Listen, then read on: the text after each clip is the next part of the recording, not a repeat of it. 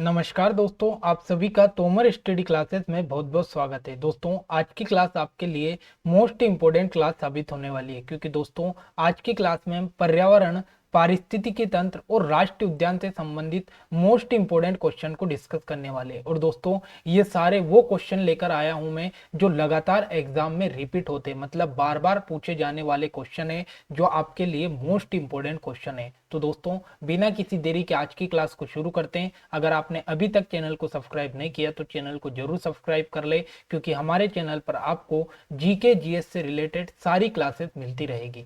तो सबसे पहला क्वेश्चन आपके सामने यहाँ पर आता है कि किस जीव को भूमि की आंत कहा जाता है। मोस्ट इंपोर्टेंट क्वेश्चन है कि वो कौन सा जीव है जिसे यहाँ पर भूमि की आंत कहा जाता है। तो याद रखना, जो आपका केचुआ है, इस केचुए को यहाँ पर भूमि की आंत कहा जाता है, क्योंकि ये केचुआ जो है ये किसानों का मित्र भी कहलाता है। क्योंकि ये जब किसान बुआई करता है तो जब उसके खेत में कुछ खरपतवार बन जाते हैं तो उनको यहाँ पर ये नष्ट करता है, इसलिए केचुए को भूमि की आंत या किसानों का मित्र कहा जाता है। तो मोस्ट इंपोर्टेंट क्वेश्चन आपको यहाँ से याद रखना है। दोस्तों, हर क्वेश्चन का आंसर पहले अपने माइंड में क्लिक कर ले, ताकि आपको पता चले कि कितने क्वेश्चन यहाँ से आपके बन रहे हैं और कितनी तैयारी आपकी बेहतर है। अगला क्वेश्चन, विश्व वन्य जीव संरक्षण कोष किस देश में स्थित है। मोस्ट इंपोर्टेंट क्वेश्चन है, विश्व वन्य जीव संरक्षण कोष किस देश में स्थापित किया गया। तो याद रखना, इसका right answer option number C आता है, स्विट्जरलैंड। स्विट्जरलैंड में आपका विश्व वन्य जीव संरक्षण कोष स्थापित किया गया। मोस्ट इंपोर्टेंट क्वेश्चन यहाँ पर बन जाता है। अगला क्वेश्चन, भिनसर वन्य जीव अभ्यारण्य भारत के किस राज्य में स्थित है। मोस्ट इंपोर्टेंट क्वेश्चन है कि जो आपका भिनसर वन्य जीव अभ्यारण्य है ये किस राज्य में स्थित है। तो याद रखना, ये आपका उत्तराखंड में स्थित है। मोस्ट इंपोर्टेंट क्वेश्चन यहाँ पर पूछा जा सकता है। अगला क्वेश्चन, भारत का कौन सा राष्ट्रीय उद्यान सर्वाधिक ऊंचाई पर स्थित है। मोस्ट इंपोर्टेंट क्वेश्चन है, भारत का कौन सा राष्ट्रीय उद्यान सबसे ऊंचाई पर स्थित है। तो याद रखना, जो आपका हेमिस राष्ट्रीय उद्यान है, ये हेमिस राष्ट्रीय उद्यान सबसे ऊंचाई पर स्थित राष्ट्रीय उद्यान है भारत का। और हेमिस राष्ट्रीय उद्यान कहां पर स्थित है तो इसके बारे में आगे अगला क्वेश्चन आ रहा है, इसमें चर्चा करने वाले, इसीलिए मैं यहाँ पर इसके डिटेल आपको नहीं बता रहा हूँ। बस इतना याद रखना है कि सबसे ऊंचाई पर स्थित राष्ट्रीय उद्यान हेमिस राष्ट्रीय उद्यान है। ठीक है। अगला क्वेश्चन, भूमंडलीय तापमान का मुख्य कारण क्या है। मोस्ट इंपोर्टेंट क्वेश्चन है कि जो भूमंडल में तापमान बढ़ता है इसका मुख्य कारण क्या है। तो याद रखना, जो आपकी कार्बन डाइऑक्साइड गैस है, इसमें अगर वृद्धि होगी तो यहाँ पर भूमि का तापमान भी बढ़ जाएगा। ठीक है। तो मोस्ट इंपोर्टेंट याद रखना, तापमान में वृद्धि करने वाली गैस कौन सी है, कार्बन डाइऑक्साइड है। अगर ये बढ़ेगी तो यहाँ पर भूमंडल में तापमान भी बढ़ेगा। ठीक है। अगला क्वेश्चन आपके सामने आता है कि जुगाली करने वाले पशु किस ग्रीन हाउस गैस को उत्पन्न करते हैं। मोस्ट इंपोर्टेंट क्वेश्चन है कि वो पशु जो जुगाली करते हैं, मतलब दिन भर भोजन को चबाते रहते हैं, जैसे कि भैंस हुई, आपकी गाय हुई, तो ये कौन सी ग्रीन हाउस गैस का उत्पन्न करते हैं। तो याद रखना, ये आपका यहाँ पर जो मीथेन गैस है, इस मीथेन गैस को यहाँ पर उत्पन्न करते हैं। तो ऑप्शन नंबर सी इसका राइट आंसर है।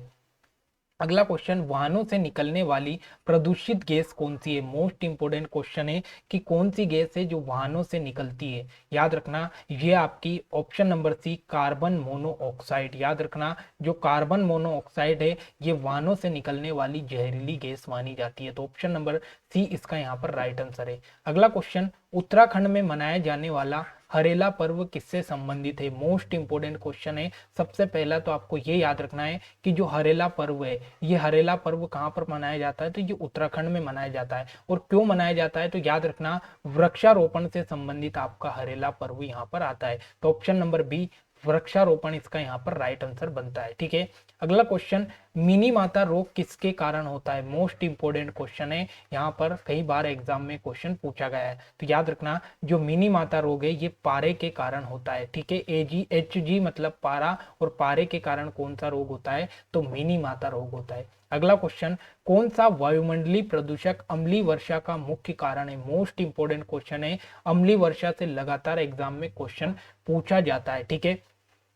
तो याद रखना, जो आपका सल्फर डाइऑक्साइड है, ये सल्फर डाइऑक्साइड आपका अम्लीय वर्षा का मुख्य कारण यहाँ पर बना हुआ है। याद रखना, जो अम्लीय वर्षा है इसे इमारतों का कुष्ठ रोग भी कहते हैं, और इसी अम्लीय वर्षा के कारण जो आपका ताजमहल है, इस ताजमहल का जो रंग है ये पीला पीला पड़ने लगा है। ठीक है। तो ऑप्शन नंबर ए इसका यहाँ पर राइट आंसर है।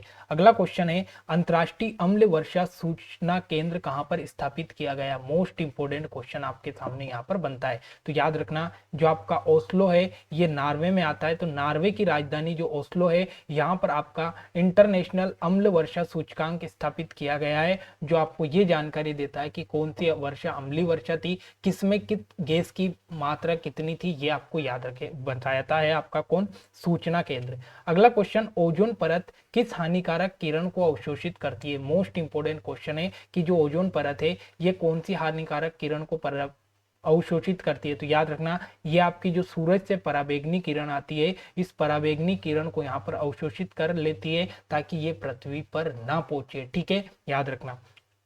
अगला, त्वचा का कैंसर किन किरणों के कारण होता है। मोस्ट इंपोर्टेंट क्वेश्चन है कि जो त्वचा का कैंसर है ये कौन सी किरण के कारण होता है। याद रखना ये होता है आपका पराबैंगनी किरण। याद रखना सूरज से जो आती है पराबैंगनी किरण, इसके कारण कौन सा रोग होता है, तो त्वचा का कैंसर होता है। लेकिन ये जो पराबैंगनी किरण है ये घातक पराबैंगनी किरण होती है, इसको ओजोन परत पहले ही अवशोषित कर लेती है ताकि ये पृथ्वी पर ना पहुंचे। ठीक है, अगला क्वेश्चन है कि निम्नलिखित में से किस ईंधन को पर्यावरण स्नेही माना जाता है। मोस्ट इंपोर्टेंट क्वेश्चन है कि कौन सा ईंधन है जिसे पर्यावरण स्नेही बोला जाता है। याद रखना तो ये आपका संपीड़ित प्राकृतिक गैस या जिसे हम बोलते हैं सीएनजी। याद रखना सीएनजी को पर्यावरण का स्नेही माना जाता है क्योंकि ये प्रदूषण नहीं फैलाती, ऐसी गैस है, ये प्राकृतिक गैस है, इसलिए इसे पर्यावरण स्नेही गैस माना जाता है। ठीक है, अगला क्वेश्चन आता है कि सीएनजी का फुल फॉर्म क्या है। मोस्ट इंपोर्टेंट क्वेश्चन है कि जो सीएनजी है इस सीएनजी का फुल फॉर्म क्या है। तो याद रखना इसका फुल फॉर्म है compressed natural gas. Most important question है सीएनजी का फुल फॉर्म क्या है, तो कंप्रेस्ड नेचुरल गैस इसका यहाँ पर फुल फॉर्म बताया गया है। ठीक है, याद रखना मोस्ट इंपोर्टेंट है, कई एग्जाम में क्वेश्चन पूछा गया है। ठीक है, अगला क्वेश्चन है कि ग्रीन मफलर से संबंधित है। मोस्ट इंपोर्टेंट, ग्रीन मफलर संबंधित है, कई एग्जाम में क्वेश्चन पूछा गया कि जो ग्रीन मफलर है इसका संबंध किससे है। तो याद रखना जो आपका ग्रीन मफलर है इसका संबंध यहाँ पर किससे है, तो ये है ध्वनि प्रदूषण से संबंधित। मोस्ट इंपोर्टेंट है, यहाँ पर ग्रीन आ रहा है तो इसे आप पर्यावरण से संबंधित मत समझ लेना या वनों से संबंधित मत समझ लेना। इसका मफलर होता है, सॉरी, ग्रीन मफलर का मतलब ध्वनि प्रदूषण से संबंधित है। अगला क्वेश्चन, राष्ट्रीय पर्यावरण शोध संस्थान कहाँ स्थित है। मोस्ट इंपोर्टेंट क्वेश्चन है कि जो आपका राष्ट्रीय पर्यावरण शोध संस्थान है ये कहाँ पर है। तो याद रखना ये आपका नागपुर में है, और नागपुर कहाँ आता है, तो ये महाराष्ट्र में आता है। ठीक है, अगला क्वेश्चन, केंद्रीय प्रदूषण नियंत्रण बोर्ड का मुख्यालय कहाँ पर स्थित है। मोस्ट इंपोर्टेंट क्वेश्चन है, याद रखना जो आपका केंद्रीय प्रदूषण नियंत्रण बोर्ड है इसका मुख्यालय नई दिल्ली में स्थापित किया गया। ऑप्शन नंबर सी इसका राइट आंसर है। अगला क्वेश्चन, भारतीय वन अनुसंधान संस्थान कहाँ स्थित है। मोस्ट इंपोर्टेंट क्वेश्चन है, भारतीय वन अनुसंधान संस्थान कहाँ पर स्थित है। तो याद रखना ये आपका देहरादून, और देहरादून कहाँ आता है, तो उत्तराखंड में आता है। तो याद रखना भारतीय वन अनुसंधान संस्थान देहरादून उत्तराखंड में स्थापित किया गया है। अगला क्वेश्चन, संयुक्त राष्ट्र पर्यावरण कार्यक्रम जिसे हम बोलते हैं यूएनईपी, और यूएनईपी का फुल फॉर्म क्या है, यूनाइटेड नेशन एनवायरनमेंट प्रोग्राम। तो इसका मुख्यालय कहाँ पर है। मोस्ट इंपोर्टेंट क्वेश्चन है कि यूएनईपी या संयुक्त राष्ट्र पर्यावरण कार्यक्रम का मुख्यालय कहाँ पर है। तो याद रखना ये आपका नैरोबी केन्या में। मोस्ट इंपोर्टेंट क्वेश्चन है, नैरोबी केन्या में। अगर आपसे पूछे कि यूएनईपी की स्थापना कब हुई, तो याद रखना इसकी स्थापना 5 जून सन 1972 को होती है। 5 जून सन 1972 को इसकी स्थापना होती है, और इसी कारण से हम 5 जून को क्या मनाते हैं, तो इसी कारण से हम 5 जून को पर्यावरण दिवस मनाते हैं। पर्यावरण दिवस मनाते हैं, तो ये बात आपको याद रखनी है कि पर्यावरण दिवस क्यों मनाया जाता है, क्योंकि 5 जून को यूएनईपी की स्थापना की गई थी जिसका मुख्यालय नैरोबी केन्या में है। ठीक है, अगला क्वेश्चन है कि विश्व पर्यावरण संरक्षण दिवस कब मनाया जाता है। अभी पर्यावरण दिवस देखा जून में मनाया जाता है 5 जून को, लेकिन पर्यावरण संरक्षण दिवस कब मनाया जाता है, तो याद रखना ये मनाया जाता है आपका 26 नवंबर को। ठीक है, ऑप्शन नंबर बी 26 नवंबर इसका राइट आंसर है। अगला क्वेश्चन, काकरापाड़ परमाणु शक्ति केंद्र किस राज्य में स्थित है। तो याद रखना काकरापाड़ परमाणु संयंत्र आपका कहाँ पर है, गुजरात में स्थापित है। Most important question, option number D इसका राइट आंसर है। अगला क्वेश्चन, पर्यावरण व पारिस्थिति का जैविक घटक क्या है। मोस्ट इंपोर्टेंट क्वेश्चन है, तो याद रखना जो आपका वनस्पति है ये वनस्पति यहाँ पर पर्यावरण और पारिस्थितिकी तंत्र का जैविक घटक है। ठीक है, जैविक घटक क्यों, क्योंकि मृदा में जीव नहीं होता है, जल में जीव नहीं होता है, वायु में जीव नहीं होता है, लेकिन वनस्पति जैविक घटक है, ये आप सभी जानते हैं। ठीक है, अगला क्वेश्चन, पर्यावरण एवं पारिस्थितिकी का भौतिक घटक क्या है? Most important question. तो याद रखना जो आपका यहाँ पर दिखाई दे रहा है प्रवाहित जल, तो ये प्रवाहित जल यहाँ पर आपका क्या है? भौतिक घटक है। ठीक है, तो ऑप्शन नंबर सी इसका यहाँ पर राइट आंसर है। अगला क्वेश्चन आता है कि जीवों तथा पर्यावरण के पारस्परिक संबंधों का अध्ययन क्या कहलाता है? मोस्ट इंपोर्टेंट क्वेश्चन, और सीधा सीधा एग्जाम में कई बार ये क्वेश्चन पूछा गया है। तो याद रखना जीवों एवं पर्यावरण का पारस्परिक संबंध आपका कहलाता है पारिस्थितिकी तंत्र। ऑप्शन नंबर डी इसका यहाँ पर राइट आंसर बनता है। अगला क्वेश्चन आता है कि इकोलॉजी या पारिस्थितिकी शब्द का सर्वप्रथम प्रयोग किसने किया? मोस्ट इंपोर्टेंट क्वेश्चन है कि ये जो शब्द है इकोलॉजी, जिसे हम हिंदी में बोलते हैं पारिस्थितिकी तंत्र, इसका सबसे पहले उपयोग किसने किया? तो याद रखना इसका सबसे पहले प्रयोग किया टॉन्सले के द्वारा। मोस्ट इंपोर्टेंट क्वेश्चन यहाँ पर आपके सामने बन सकता है। अगला क्वेश्चन, वन के पारिस्थितिकी तंत्र में कवक को किस समूह में सम्मिलित किया गया? मोस्ट इंपोर्टेंट क्वेश्चन है कि जो वन का पारिस्थितिकी तंत्र है इसमें जो आपके कवक है, इन कवक को किस समूह में सम्मिलित किया गया? तो याद रखना इसको यहाँ पर अपघटनकर्ता में सम्मिलित किया गया। ऑप्शन नंबर डी अपघटनकर्ता इसका राइट आंसर है। अगला क्वेश्चन, जलवायु परिवर्तन से सर्वाधिक प्रभावित होने वाले देशों की सहायतार्थ के लिए किसे बनाया गया? मोस्ट इंपोर्टेंट क्वेश्चन, और कई बार एग्जाम में क्वेश्चन पूछा गया है। तो याद रखना इसका राइट आंसर है ऑप्शन नंबर ए। याद रखना ग्रीन क्लाइमेट फंड जो है ये ग्रीन क्लाइमेट फंड जो है ये क्या काम करता है? तो जिस भी देश में ज्यादा जलवायु परिवर्तन हुआ जिसके कारण उसको कुछ नुकसान हुआ, तो उसकी सहायता के लिए ग्रीन क्लाइमेट फंड यहाँ पर बनाया गया। अगला क्वेश्चन आपके सामने आता है कि वनों को नष्ट करने क्या कुप्रभाव क्या पड़ता है? मोस्ट इंपोर्टेंट क्वेश्चन है कि अगर वन जो नष्ट हो रहे हैं इसका कुप्रभाव क्या पड़ रहा है? तो याद रखना वनों को नष्ट करने के कारण यहाँ पर मृदा अपरदन की समस्या सबसे ज्यादा हो रही है। ठीक है, मृदा अपरदन का मतलब क्या होता है? मिट्टी को बहाकर ले जाना, जल के द्वारा मिट्टी को बहाकर ले जाना मृदा का अपरदन कहलाता है। क्या हो रहा है कि अपन ज्यादा मात्रा में पेड़ पौधों को काट रहे हैं। अगर पेड़ पौधे ज्यादा रहेंगे तो वो मिट्टी को बांध कर रखेंगे, अगर पेड़ पौधे नहीं रहेंगे तो मिट्टी खुली हो जाएगी, छूट जाएगी, तो जैसे ही पानी आएगा तो वो मिट्टी को बहा कर ले जाएगा। तो ये मृदा अपरदन कहलाता है, और ये समस्या हो रही है आपके वनों को नष्ट करने के कारण। अगला क्वेश्चन, प्राकृतिक पारिस्थितिकी तंत्र का उदाहरण क्या है? Most important question. तो याद रखना जो प्राकृतिक पारिस्थितिकी तंत्र है इसका उदाहरण यहाँ पर आपको दिखाई दे रहा है झील। याद रखना जो झील है ये प्राकृतिक है, जबकि अगर हम बात करें खेत मनुष्य द्वारा बनता है, बांध कृत्रिम है, और पार्क भी कृत्रिम और या मनुष्य द्वारा बनता है। तो जो प्राकृतिक है वो क्या है? तो ये झील है आपकी। अगला क्वेश्चन, कृत्रिम पारिस्थितिकी तंत्र का उदाहरण क्या है? मोस्ट इंपोर्टेंट क्वेश्चन है कि कृत्रिम पारिस्थितिकी तंत्र का उदाहरण क्या है? तो याद रखना यहाँ पर आपको दिखाई दे रहा है जो खेत कृत्रिम मानव निर्मित होता है, तो ये कृत्रिम पारिस्थितिकी तंत्र का यहाँ पर उदाहरण बन जाता है। अगला क्वेश्चन, लवणीय जल पारिस्थितिकी तंत्र का उदाहरण क्या है? मोस्ट इंपोर्टेंट क्वेश्चन, लवणीय जल पारिस्थितिकी तंत्र का उदाहरण क्या है? तो याद रखना जो आपकी प्रवाल भित्ति है, ये प्रवाल भित्ति यहाँ पर आपके लवणीय जल पारिस्थितिकी तंत्र का उदाहरण है।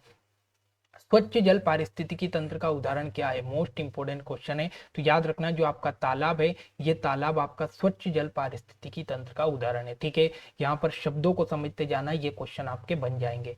अगला क्वेश्चन आपके सामने कि पारिस्थितिकी तंत्र में जैविक व अजैविक घटकों को कौन जोड़ते हैं? तो मोस्ट इंपोर्टेंट क्वेश्चन है कि पारिस्थितिक तंत्र में जैविक और अजैविक घटकों को कौन जोड़कर रखते हैं? तो याद रखना जो आपके अकार्बनिक पदार्थ है, ये अकार्बनिक पदार्थ क्या करते हैं? पारिस्थितिकी तंत्र में जैविक और अजैविक जो घटक है इनको यहाँ पर जोड़कर रखते हैं। ठीक है, तो ये बात आपको याद रखनी है, मोस्ट इंपोर्टेंट क्वेश्चन है। अगला क्वेश्चन, मृदा अपरदन को किससे बचाया जा सकता है? मोस्ट इंपोर्टेंट क्वेश्चन है। अभी मैंने बताया था कि जो मृदा का अपरदन है ये क्यों हो रहा है? क्योंकि पेड़ पौधे ज्यादा काट रहे हैं। अगर पेड़ पौधों का यहाँ पर वृक्षारोपण किया जाए तो वृक्षारोपण से आपका मृदा अपरदन की समस्या से छुटकारा पा सकते हैं। ठीक है, अगला क्वेश्चन, प्रकाशीय ऊर्जा को रासायनिक ऊर्जा में कौन बदलते हैं? मोस्ट इंपोर्टेंट क्वेश्चन है कि जो आपकी प्रकाशीय ऊर्जा है इसे रासायनिक ऊर्जा में कौन बदलते हैं? तो याद रखना जो आपके हरे पेड़ पौधे होते हैं ये क्या करते हैं? प्रकाश से आने वाली जो ऊर्जा रहती है उसे किस में बदलते हैं? तो रासायनिक ऊर्जा में बदल देते हैं। ठीक है, अगला क्वेश्चन, पारिस्थितिकी तंत्र के स्वपोषी घटक कौन होते हैं? मोस्ट इंपोर्टेंट पॉइंट है कि पारिस्थितिकी तंत्र के स्वपोषी घटक कौन होते हैं? तो याद रखना ये होते हैं आपके कौन? पादप मतलब पेड़ पौधे क्या होते हैं? ये स्वपोषी होते हैं क्योंकि ये अपना भोजन सूर्य से आने वाली जो किरण होती है या सूर्य की जो रासायनिक ऊर्जा होती है उससे अपना भोजन यहाँ पर बनाते हैं। ठीक है, तो याद रखना पादप इसका राइट आंसर है। अगला क्वेश्चन, कुत्ता किस वर्ग में आता है? मोस्ट इंपोर्टेंट क्वेश्चन है कि जो कुत्ता है ये कौन से वर्ग में आता है? तो याद रखना ये आता है आपके द्वितीयक वर्ग में। मोस्ट इंपोर्टेंट क्वेश्चन है कि द्वितीयक वर्ग में कौन आता है? तो कुत्ता आता है। जैसे कि अगर हम बात करें प्रथम वर्ग, तो प्रथम वर्ग में कौन आएंगे? प्रथम वर्ग में शाकाहारी पशु आएंगे जो शाकाहारी है। द्वितीय वर्ग की हम बात करें तो इसमें कौन आएंगे? तो इसमें मांसाहारी आएंगे जो मांस खाते हैं। और याद रखना तृतीयक उपभोक्ता में कौन आएंगे? तो इसमें आते हैं सर्वहारी। सर्वहारी मतलब जो सब चीजें खा जाते हैं, शाकाहारी और मांसाहारी दोनों का योग होता है सर्वहारी। ठीक है, अगला क्वेश्चन, शाकाहारी प्राणी क्या कहलाता है? मोस्ट इंपोर्टेंट क्वेश्चन है, शाकाहारी जो प्राणी होते हैं क्या कहलाता है? तो मैंने अभी आपको बताया जो द्वितीयक उपभोक्ता होते हैं ये क्या कहलाते हैं? शाकाहारी प्राणी कहलाते हैं। अगला, तृतीयक उपभोक्ता में कौन होते हैं? मोस्ट इंपोर्टेंट क्वेश्चन है, इसमें से तृतीयक उपभोक्ता आपका कौन है? तो इसका जो राइट आंसर अगर देखें तो यहाँ पर आपको दिखाई दे रहा है जो बाज है ये आपका तृतीयक उपभोक्ता है, क्योंकि ये शाकाहारी भी है और मांसाहारी भी है। ठीक है, अगला क्वेश्चन, शेर किस वर्ग में आता है? मोस्ट इंपोर्टेंट क्वेश्चन है कि जो आपका शेर है ये किस वर्ग में आता है? तो आप सभी को पता है कि शेर सबको खा जाता है, तो ये तृतीयक उपभोक्ता में आएगा। ठीक है, अगला क्वेश्चन, प्रकृति का सफाई कर्मी किसे कहा जाता है? मोस्ट इंपोर्टेंट क्वेश्चन है कि जो प्रकृति का सफाई कर्मी है ये किसे कहा जाता है? मोस्ट इंपोर्टेंट, तो याद रखना ये किसे कहा जाता है? तो ये गिद्ध को कहा जाता है। ठीक है, तो प्रकृति का सफाई कर्मी कौन है? गिद्ध है। ठीक है, ये बात आपको याद रखना है। अगला, पारिस्थितिकी तंत्र में ऊर्जा का प्रमुख स्रोत क्या है? मोस्ट इंपोर्टेंट क्वेश्चन है कि जो पारिस्थितिकी तंत्र है इसमें ऊर्जा का मुख्य स्रोत क्या है? तो याद रखना इसमें ऊर्जा का मुख्य स्रोत क्या है? सबसे पहले इसमें सूर्य आएगा, क्योंकि सबसे पहले पारिस्थितिक तंत्र में सूर्य से ऊर्जा कौन प्राप्त करता है? पेड़ पौधे। पेड़ पौधों से यहाँ पर प्राथमिक उपभोक्ता, फिर द्वितीयक उपभोक्ता, फिर तृतीयक उपभोक्ता के पास जाती है और फिर यहाँ पर इनका क्या होता है? इनका अपघटन हो जाता है। तो इस प्रकार से यहाँ पर ऊर्जा स्थानांतरित होती चलती है। ठीक है, अगला, पारिस्थितिकी तंत्र में ऊर्जा का कौन सा होता है? मोस्ट इंपोर्टेंट, क्या पारिस्थितिकी तंत्र में जो ऊर्जा है इसका क्या होता है? तो याद रखना जो ऊर्जा है इसका रूपांतरण होता है, मतलब एक से दूसरे से तीसरे में इसके रूप का अंतर यहाँ पर पता चलता है। ठीक है, तो याद रखना ऑप्शन नंबर ए, यहाँ पर पारिस्थितिकी तंत्र में ऊर्जा का रूपांतरण होता है। ठीक है, अगला क्वेश्चन, हरे पौधे सूर्य प्रकाश को किसमें बदलते हैं? मोस्ट इंपोर्टेंट क्वेश्चन है, और पिछला क्वेश्चन अपन ने यहाँ पर डिस्कस कर लिया कि जो हरे पेड़ पौधे हैं ये सूर्य से जो ऊर्जा प्राप्त होती है इस सूर्य से प्राप्त ऊर्जा को किसमें बदल देते हैं? तो ये यहाँ पर रासायनिक ऊर्जा में परिवर्तन कर देते हैं। ठीक है, अगला, पादपों में शाकाहारी जीवों में कितनी ऊर्जा पहुंचती है? मोस्ट इंपोर्टेंट क्वेश्चन है कि जो आपके पादप है इससे शाकाहारी जीवों में कितनी ऊर्जा पहुंचती है? तो याद रखना मात्र 10% ऊर्जा ही यहाँ पर पहुंच पाती है। मतलब क्या होता है, जैसे आपके पेड़ पौधे, तो पेड़ पौधों की जो 10% ऊर्जा है ये किसमें? प्राथमिक उपभोक्ता में पहुंचेगी। फिर प्राथमिक उपभोक्ता की 10% ऊर्जा द्वितीयक उपभोक्ता में पहुंचेगी और द्वितीयक उपभोक्ता की 10% ऊर्जा तृतीयक उपभोक्ता में पहुंचेगी। तो इस प्रकार से यहाँ पर ऊर्जा का रूप चलता है। ठीक है, अगला क्वेश्चन, पारिस्थितिकी तंत्र में ऊर्जा का प्रभाव सदैव होता है? मोस्ट इंपोर्टेंट क्वेश्चन है कि जो पारिस्थितिकी तंत्र है इसमें ऊर्जा का प्रवाह किस प्रकार होता है? तो याद रखना सदैव इसमें एक दिशात्मक यहाँ पर ऊर्जा का प्रवाह होता है, मतलब सदैव ऊर्जा एक दिशा में यहाँ पर प्रवाहित होती है। ठीक है, अगला क्वेश्चन, पारिस्थितिकी तंत्र में ऊर्जा सदैव किस स्तर को प्रभावित होती है? मोस्ट इंपोर्टेंट क्वेश्चन है और कई बार एग्जाम में क्वेश्चन पूछा गया कि पारिस्थितिकी तंत्र में ऊर्जा सदैव किस स्तर को प्रभावित होती है? तो याद रखना यहाँ पर जो ऊर्जा है ये उच्च स्तर से निम्न स्तर की ओर यहाँ पर प्रभावित होती है। तो ऑप्शन नंबर ए इसका यहाँ पर राइट आंसर है। अगला क्वेश्चन, ऊर्जा का गैर परंपरागत स्रोत कौन सा है? मोस्ट इंपोर्टेंट क्वेश्चन है कि जो आपका ऊर्जा है इसका गैर परंपरागत स्रोत कौन सा है? तो याद रखना जो सूरज की विकिरण है ये ऊर्जा का गैर परंपरागत स्रोत है। याद रखना गैर परंपरागत ऊर्जा स्रोत वे स्रोत होते हैं जो कभी भी नष्ट नहीं किया जा सकता है। ठीक है, ऐसे स्रोत जिनको कभी भी नष्ट नहीं किया जा सकता ये ऊर्जा के गैर परंपरागत स्रोत कहलाते हैं, और ऐसे स्रोत जो नष्ट हो सकते हैं या भविष्य में खत्म हो सकते हैं वो परंपरागत ऊर्जा स्रोत कहलाते हैं। याद रखना ये बात। अगला क्वेश्चन, खाद्य श्रृंखला की प्रत्येक कड़ी क्या कहलाती है? मोस्ट इंपोर्टेंट क्वेश्चन है कि जो आपका खाद्य श्रृंखला है इसकी प्रत्येक कड़ी क्या कहलाती है? तो याद रखना जो आपका पोषण स्तर है ये पोषण स्तर आपके खाद्य श्रृंखला की प्रत्येक कड़ी पोषण स्तर कहलाती है। ठीक है, अगला क्वेश्चन, हरे पादप भोजन श्रृंखला के किस स्थान पर होते हैं? मोस्ट इंपोर्टेंट क्वेश्चन है कि जो हरे पादप है ये भोजन श्रृंखला में किस स्थान पर होते हैं? तो याद रखना सबसे पहले हरे पौधे आते हैं, उसके बाद में प्राथमिक उपभोक्ता, फिर द्वितीयक उपभोक्ता, फिर तृतीयक उपभोक्ता और फिर इनका अपघटन हो जाता है। अगला क्वेश्चन, खाद्य श्रृंखला के अंतिम सिरे पर कौन होते हैं? मोस्ट इंपोर्टेंट क्वेश्चन है। मैंने अभी आपको क्या बताया कि सबसे पहले नंबर पर आपके कौन आएंगे?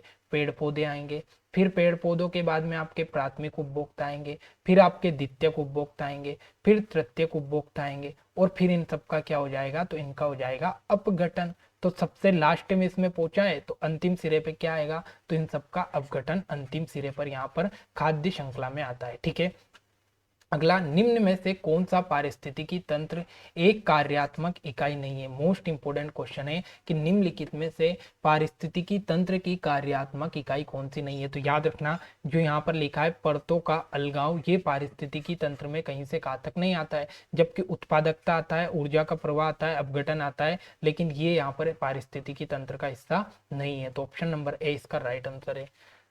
अगला क्वेश्चन, निम्नलिखित खाद्य श्रृंखला में संभावित लिंक ए को पहचाने। मोस्ट इंपोर्टेंट क्वेश्चन है कि यहाँ पर लिंक ए मतलब जो यहाँ पर ए लिखा हुआ है इसकी जगह क्या आएगा? तो यहाँ पर अगर हम देखें तो यहाँ पर आपका क्या आएगा? तो ये कोबरा आएगा। ठीक है, कोबरा आएगा। क्यों आएगा? सबसे पहले अपन ने देखा क्या आया? पादप आया। पादप को किसने खाया? कीट ने खाया। कीट को किसने खाया? मेंढक को खाया, मेंढक ने खाया। और मेंढक को कौन खाता है? तो मेंढक को कोबरा खाता है। और आप सभी जानते हैं कि कोबरे को कौन खाता है? तो बाज खाता है। तो ऑप्शन नंबर 20 का यहाँ पर राइट आंसर आता है। ठीक है, अगला, पारिस्थितिकी शब्द को किसने प्रतिपादित किया? मोस्ट इंपोर्टेंट क्वेश्चन है। पारिस्थितिकी जो शब्द है इसको प्रतिपादित किसने किया? तो याद रखना ये किया अर्नेस्ट हैक्ले के द्वारा। ऑप्शन नंबर सी अर्नेस्ट हैक्ले इसका यहाँ पर राइट आंसर है। अगला क्वेश्चन, पर्यावरण एवं वन मंत्रालय का सृजन कब किया गया? मोस्ट इंपोर्टेंट क्वेश्चन है कि भारत में पर्यावरण एवं वन मंत्रालय कब बनाया गया? तो याद रखना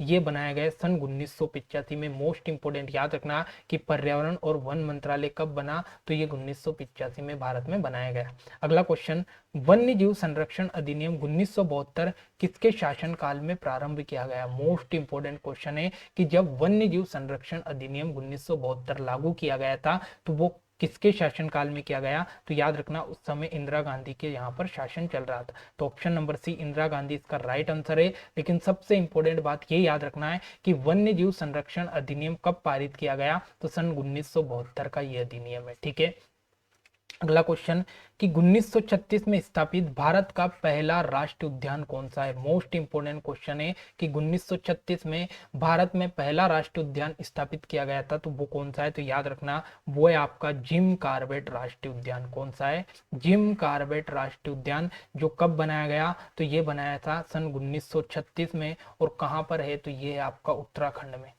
उत्तराखंड में। ठीक है, तो उत्तराखंड में सन 1936 में जिम कॉर्बेट राष्ट्रीय उद्यान सबसे पहला राष्ट्रीय उद्यान है भारत का। ठीक है, अगला क्वेश्चन, बांधवगढ़ राष्ट्रीय उद्यान किस राज्य में स्थित है? तो याद रखना जो बांधवगढ़ राष्ट्रीय उद्यान है ये मध्य प्रदेश में स्थित है। ठीक है, याद रखना मोस्ट इंपोर्टेंट है मध्य प्रदेश की दृष्टि से। अगला क्वेश्चन, काजीरंगा राष्ट्रीय उद्यान किस राज्य में स्थित है? तो याद रखना जो आपका काजीरंगा राष्ट्रीय उद्यान है ये कहाँ पर है? तो याद रखना ये असम में स्थित है। ठीक है, क्वेश्चन यहाँ पर थोड़ा सा एडिट नहीं हुआ तो याद रखना काजीरंगा मोस्ट इंपोर्टेंट राष्ट्रीय उद्यान है। कहाँ पर स्थित है? तो असम में स्थित है। अगला क्वेश्चन, बांदीपुर राष्ट्रीय उद्यान कहाँ पर है? तो याद रखना बांदीपुर कहाँ पर है? ये कर्नाटक में स्थित है। बांदीपुर, बन्नेरघट्टा और नागरहोल ये तीन याद रखना। बांदीपुर, बन्नेरघट्टा, नागरहोल तीनों कहाँ पर है? कर्नाटक में स्थित है। अगला क्वेश्चन, लुप्त प्राय एशियाई शेर किस राष्ट्रीय उद्यान में पाए जाते हैं? मोस्ट इंपोर्टेंट क्वेश्चन है कि जो एशियाई शेर है ये लुप्त हो गए, ये कहाँ पर पाए जाते हैं? तो याद रखना ये जो गिर राष्ट्रीय उद्यान है, गिर राष्ट्रीय उद्यान में यहाँ पर एशियाई शेर पाए जाते हैं। या एशियाई शेरों की भूमि किसे बोला जाता है? गिर राष्ट्रीय उद्यान को, जो कहाँ पर है? तो गुजरात में स्थित है आपका गिर राष्ट्रीय उद्यान। ठीक है, तो सबसे पहले तो आपको ये याद रखना है कि एशियाई शेर कहाँ पर पाए जाते हैं? गुजरात में। गुजरात के कौन से राष्ट्रीय उद्यान में? तो गिर राष्ट्रीय उद्यान में।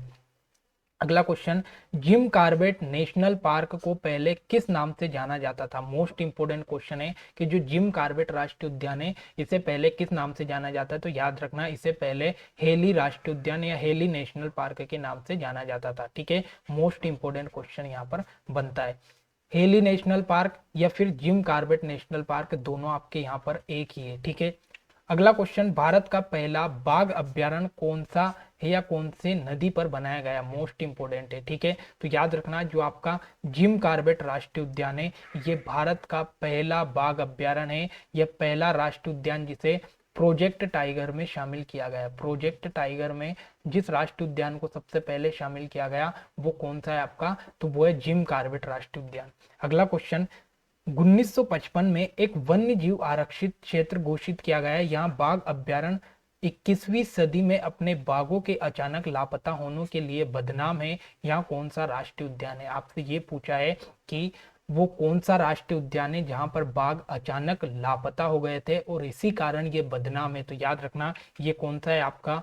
सरिस्का राष्ट्रीय उद्यान। सरिस्का राष्ट्रीय उद्यान मोस्ट इंपोर्टेंट है। और एक क्वेश्चन बस आपसे पूछ रहा हूं कि इसका यहाँ पर ये बता दो कमेंट सेक्शन में कि सरिस्का राष्ट्रीय उद्यान कहाँ पर स्थित है। ठीक है, पिन वैली नेशनल पार्क जो कि साइबेरियन या आइस बेक्स के लिए जाना जाता है, ये कहाँ पर स्थित है? मोस्ट इंपोर्टेंट है। सबसे पहले तो पिन वैली राष्ट्रीय उद्यान जो किसके लिए जाना जाता है? तो साइबेरियन के लिए जाना जाता है। और ये है कहाँ? तो याद रखना, पिन वैली राष्ट्रीय उद्यान कहाँ पर है? हिमाचल प्रदेश में। याद रखना, मोस्ट इंपोर्टेंट क्वेश्चन बन सकता है। अगला क्वेश्चन, लद्दाख में स्थित अपने हिम तेंदुओं के लिए विश्व स्तर पर प्रसिद्ध है। मोस्ट इंपोर्टेंट है कि जो लद्दाख में एक राष्ट्रीय उद्यान है वो हिम तेंदुओं के लिए प्रसिद्ध है। तो वो कौन सा है? तो याद रखना, वो है आपका हेमिस नेशनल पार्क। याद रखना, मोस्ट इंपोर्टेंट पॉइंट है। यहाँ से कई बार एग्जाम में क्वेश्चन पूछा गया कि हेली राष्ट्रीय उद्यान कहाँ पर है? तो ये लद्दाख में है। और क्यों जाना जाता है? तो हिम तेंदुओं के लिए प्रसिद्ध है आपका हेली नेशनल पार्क। ठीक है, अगला क्वेश्चन, नंदा देवी राष्ट्रीय उद्यान को आप पा सकते हैं। तो याद रखना, नंदा देवी राष्ट्रीय उद्यान कहाँ पर है? ये आपसे क्वेश्चन पूछा है। तो ये कहाँ पर है? उत्तराखंड में स्थित है आपका नंदा देवी राष्ट्रीय उद्यान। मोस्ट इंपोर्टेंट क्वेश्चन है। अगला, Mahatma Gandhi marine national park कहाँ पर स्थित है? मोस्ट इंपोर्टेंट क्वेश्चन है। तो याद रखना, ये कहाँ है? अंडमान निकोबार द्वीप समूह में आपका महात्मा गांधी मेरीन राष्ट्रीय उद्यान स्थित है। ठीक है, मोस्ट इंपोर्टेंट, कई एग्जाम में क्वेश्चन बार बार पूछा गया है। और दोस्तों, अगर आपको क्लास अच्छी लग रही हो तो लाइक कमेंट शेयर करना ना भूले। ठीक है, अगला क्वेश्चन आपका आता है कि सिमलीपाल राष्ट्रीय उद्यान किस राज्य में स्थित है? तो याद रखना, जो सिमलीपाल है ये कहाँ पर है? उड़ीसा में स्थित है। मोस्ट इंपोर्टेंट क्वेश्चन है, सिमलीपाल राष्ट्रीय उद्यान कहाँ पर है? तो ये आपका कहाँ पर है? उड़ीसा में स्थित राष्ट्रीय उद्यान है आपका सिमलीपाल। ठीक है, भारत का सबसे बड़ा राष्ट्रीय उद्यान कौन सा है? मोस्ट इंपोर्टेंट क्वेश्चन है कि भारत का सबसे बड़ा राष्ट्रीय उद्यान कौन सा है? तो ये आपका हेमिस राष्ट्रीय उद्यान। और हेमिस कहाँ पर आता है? तो अभी मैंने बताया कि हेमिस राष्ट्रीय उद्यान कहाँ पर है? तो लद्दाख में स्थित राष्ट्रीय उद्यान है आपका कौन सा? हेमिस राष्ट्रीय उद्यान। अगला, भारत का सबसे छोटा राष्ट्रीय उद्यान कौन सा है? मोस्ट इंपोर्टेंट है, भारत का सबसे छोटा राष्ट्रीय उद्यान कौन सा है? तो ये आपका कौन सा? South button national park. South button national park सबसे छोटा राष्ट्रीय उद्यान है जो कहाँ आता है? तो अंडमान निकोबार द्वीप समूह में आता है आपका कौन सा? South button national park. अगला, भारत की बाघ की आबादी 19% हिस्सा होने के कारण भारत का टाइगर राज्य कहा जाता है। मोस्ट इंपोर्टेंट क्वेश्चन है कि वो कौन सा राज्य है जिसमें भारत में बाघ का 19% पाया जाता है और इसीलिए टाइगर राज्य से कहा जाता है। तो याद रखना, मध्य प्रदेश को भारत का टाइगर स्टेट या टाइगर राज्य कहा जाता है। मोस्ट इंपोर्टेंट क्वेश्चन यहाँ से बन सकता है। ठीक है, अगला क्वेश्चन, 2014 में विश्व धरोहर स्थल की यूनेस्को सूची में जोड़ा गया great Himalayan national park Bharat के किस राज्य में स्थित है? 2014 में यूनेस्को की विश्व धरोहर सूची में एक राष्ट्रीय उद्यान को जोड़ा गया था जिसका नाम है ग्रेट हिमालय नेशनल पार्क। ये कहाँ पर स्थित है? तो याद रखना, ये कहाँ है? तो ये हिमाचल प्रदेश में स्थित है। मोस्ट इंपोर्टेंट याद रखना। ठीक है, अगला क्वेश्चन, भारत में राष्ट्रीय उद्यानों की सबसे अधिक संख्या वाला राज्य कौन सा है? मोस्ट इंपोर्टेंट क्वेश्चन है। जो आपका मध्य प्रदेश है ये भारत में सबसे ज्यादा राष्ट्रीय उद्यान वाला राज्य है जहां पर 12 नेशनल पार्क है। मोस्ट इंपोर्टेंट याद रखना। ठीक है, उसके बाद में अपनी अद्भुत ब्लैक बग आबादी के लिए प्रसिद्ध black bug national park Bharat के किस राज्य में स्थित है? मोस्ट इंपोर्टेंट पॉइंट है। तो याद रखना, जो ब्लैक बग राष्ट्रीय उद्यान है ये कहाँ पर है? तो गुजरात में। मोस्ट इंपोर्टेंट क्वेश्चन याद रखना। गुजरात का गिर राष्ट्रीय उद्यान और गुजरात का ब्लैक बक राष्ट्रीय उद्यान दोनों लगातार एग्जाम में क्वेश्चन पूछे जाते हैं। ठीक है, अगला क्वेश्चन, कान्हा किसली राष्ट्रीय उद्यान को किस वर्ष प्रोजेक्ट टाइगर में शामिल किया गया? मोस्ट इंपोर्टेंट क्वेश्चन है, याद रखना। कान्हा किसली को सन 1974 में यहाँ पर प्रोजेक्ट टाइगर में शामिल किया गया। ठीक है, मध्य प्रदेश का सबसे बड़ा राष्ट्रीय उद्यान कान्हा किसली। मध्य प्रदेश का टाइगर प्रोजेक्ट में शामिल पहला राष्ट्रीय उद्यान ये भी कौन सा आपका? कान्हा किसली। ठीक है, सन 1974 में। निम्नलिखित में से कौन सा राष्ट्रीय उद्यान बाघ परियोजना में शामिल नहीं है? मोस्ट इंपोर्टेंट क्वेश्चन है कि बाघ परियोजना में कौन सा राष्ट्रीय उद्यान शामिल नहीं है, तो याद रखना ये आपका यहाँ पर जीवाश्म राष्ट्रीय उद्यान। ये सारे राष्ट्रीय उद्यान जो है ये मध्य प्रदेश के हैं, ये सारे शामिल है, लेकिन अगर हम बात करें तो जीवाश्म राष्ट्रीय उद्यान यहाँ पर बाघ परियोजना में शामिल नहीं है। और अगर आपसे पूछे कि मध्य प्रदेश का सबसे छोटा राष्ट्रीय उद्यान कौन सा है, तो वो है आपका जीवाश्म राष्ट्रीय उद्यान। ठीक है, अगला क्वेश्चन, मध्य प्रदेश का वह कौन सा एकमात्र राष्ट्रीय उद्यान है जो नगरीय क्षेत्र के बीच में स्थित है? मोस्ट इंपोर्टेंट क्वेश्चन है, याद रखना। जो आपका वन विहार राष्ट्रीय उद्यान है, वन विहार जिसे अपन भोपाल में चिड़ियाघर के नाम से जाना जाता है, तो ये एकमात्र ऐसा राष्ट्रीय उद्यान है जो कहां पर स्थित है? तो बिल्कुल शहर के बीच में आपको दिखाई देगा। ठीक है, याद रखना ऑप्शन नंबर डी इसका राइट आंसर है। अगला क्वेश्चन, आगरा मुंबई राष्ट्रीय राजमार्ग पर मध्य प्रदेश का कौन सा राष्ट्रीय उद्यान स्थित है? मोस्ट इंपोर्टेंट क्वेश्चन यहाँ से बनता है। ठीक है, तो याद रखना जो आपका माधव राष्ट्रीय उद्यान है, ये माधव राष्ट्रीय उद्यान कहाँ आता है? तो आगरा मुंबई रोड पर आता है। और यहाँ पर कहाँ पर है ये? तो शिवपुरी में स्थित है। ठीक है, शिवपुरी में स्थित है आपका कौन सा? माधव राष्ट्रीय उद्यान। अगला क्वेश्चन, निम्नलिखित में से मध्य प्रदेश के धार जिले में प्रस्तावित राष्ट्रीय उद्यान कौन सा है? मोस्ट इंपोर्टेंट क्वेश्चन है कि धार जिले में कौन सा राष्ट्रीय उद्यान प्रस्तावित है? तो याद रखना जो आपका डायनासोर जीवाश्म राष्ट्रीय उद्यान है, ये डायनासोर जीवाश्म राष्ट्रीय उद्यान आपका मध्य प्रदेश के धार जिले में बनेगा और यहाँ पर डायनासोर के जीवाश्म रखे जाएंगे। अगला क्वेश्चन, मध्य प्रदेश के रायसेन जिले में कौन सा अभ्यारण्य है? मोस्ट इंपोर्टेंट क्वेश्चन है कि रायसेन जिले में कौन सा अभ्यारण्य है? तो याद रखना जो रातापानी अभ्यारण्य है, ये रातापानी अभ्यारण्य आपका कहाँ आता है? तो मध्य प्रदेश के रायसेन जिले में आता है। रा फॉर रायसेन और राय फॉर रातापानी, आप इस प्रकार से याद रख लेना। ठीक है, अगला क्वेश्चन, खरमोर पक्षी के संरक्षण के लिए कौन से अभ्यारण्य प्रस्तावित है? मोस्ट इंपोर्टेंट क्वेश्चन है कि जो खरमोर पक्षी है इसके लिए कौन सा अभ्यारण्य प्रस्तावित है? तो याद रखना यहाँ पर अगर हम बात करें तो सेलाना और सरदारपुर दोनों मध्य प्रदेश के अभ्यारण्य है और ये दोनों यहाँ पर किसके लिए प्रसिद्ध है? तो खरमोर पक्षी के लिए यहाँ पर खरमोर पक्षी को संरक्षित किया जाता है। ठीक है, अगला क्वेश्चन, विश्व बैंक की 7 अभ्यारण्य संरक्षण योजना में मध्य प्रदेश का कौन सा राष्ट्रीय उद्यान प्रोजेक्ट टाइगर में शामिल किया गया? मोस्ट इंपोर्टेंट क्वेश्चन है, तो याद रखना जो आपका पेंच राष्ट्रीय उद्यान है, ये पेंच राष्ट्रीय उद्यान विश्व बैंक की 7 अभ्यारण्य संरक्षण योजना में शामिल किया गया। मतलब यहाँ पर विश्व बैंक कुछ सहायता कर रही है ताकि इसको बेहतर बनाया जा सके। ठीक है, पेंच राष्ट्रीय उद्यान। अगला क्वेश्चन, वन विहार राष्ट्रीय उद्यान किस सन में राष्ट्रीय उद्यान घोषित किया गया? मोस्ट इंपोर्टेंट क्वेश्चन है, तो याद रखना सन 1979 या 1969 में यहाँ पर जो वन विहार है इसे राष्ट्रीय उद्यान बनाया गया। ये आधुनिक चिड़ियाघर के नाम से जाना जाता है। यह मध्य प्रदेश में एकमात्र सर्प उद्यान भी कहाँ पर है? वन विहार या वन विहार राष्ट्रीय उद्यान में स्थित है। ठीक है, अगला क्वेश्चन, किस राष्ट्रीय उद्यान का कुछ हिस्सा मध्य प्रदेश के पुनर्गठन के पास छत्तीसगढ़ में चला गया? मोस्ट इंपोर्टेंट क्वेश्चन है कि वो कौन सा राष्ट्रीय उद्यान है जिसका कुछ हिस्सा मध्य प्रदेश से जब छत्तीसगढ़ अलग तो आधा हिस्सा छत्तीसगढ़ में और आधा मध्य प्रदेश में चला गया। तो याद रखना वो है आपका कौन सा? संजय राष्ट्रीय उद्यान। ठीक है, ये आपको याद रखना है। अगला क्वेश्चन, बाघों की दृष्टि से देश का सर्वाधिक घनत्व वाला राष्ट्रीय उद्यान कौन सा है? तो याद रखना जो आपका बांधवगढ़ राष्ट्रीय उद्यान है, बांधवगढ़ राष्ट्रीय उद्यान आपका बाघों की दृष्टि से देश का सर्वाधिक बाघ घनत्व वाला राष्ट्रीय उद्यान है जो कि उमरिया में आता है। ठीक है, ये बात आपको याद रखना है। अगला, मंदसौर जिले में कौन सा अभ्यारण्य स्थित है? मोस्ट इंपोर्टेंट क्वेश्चन है कि मंदसौर जिले में कौन सा अभ्यारण्य स्थित है? तो याद रखना जो आपका गांधी सागर अभ्यारण्य है ये कहाँ पर है? मंदसौर में। अगर आपसे पूछे कि गांधी सागर परियोजना कहाँ है तो ये भी मंदसौर में।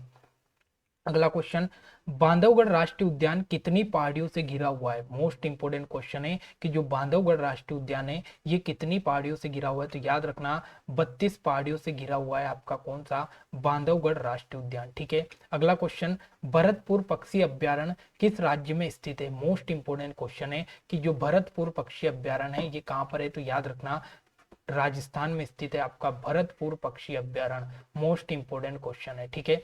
अगला क्वेश्चन, गिर वन शेरों के लिए प्रसिद्ध है, यहाँ राष्ट्रीय उद्यान अवस्थित है। तो याद रखना मैंने आपको बताया था कि गिर राष्ट्रीय उद्यान कहाँ पर है? गुजरात में, जो कि किसके लिए प्रसिद्ध है? तो एशियाई शेरों के लिए प्रसिद्ध है। ठीक है।